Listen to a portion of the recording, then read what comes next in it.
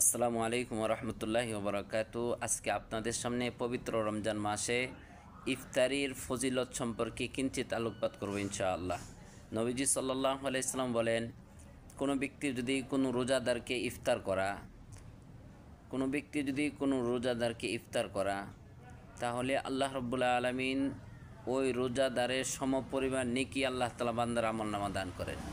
আর রোজাদার ব্যক্তি থেকে কোনো প্রকার নেকি কম করা হবে না, আল্লাহ তাআলার খাজানা থেকে দেওয়া হবে।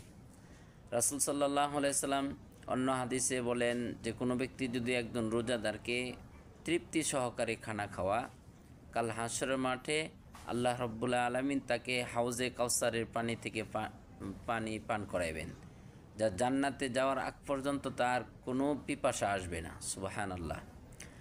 অন্য হাদিসে রাসূল সাহাবা রাদিয়াল্লাহু তাআলা আনহু আজমাইন বলেন, ইয়া রাসূলুল্লাহ, আমাদের তো এরকম সামর্থ্য নাই যে তৃপ্তি সহকারে খাওয়ানো।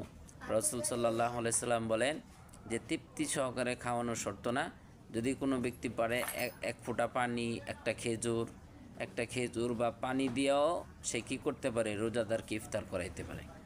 এই জন্য ইফতারের সময় দোয়া কবুলিয়াতের সময়, ইফতারের সময় আল্লাহ রাব্বুল আলামিন হাদিসে কুদসিতে বলেন, আমি প্রতিদিন ইফতারের সময় 70,000 জাহান্নামীকে আমি আল্লাহ তাআলা মাফ করে দিই।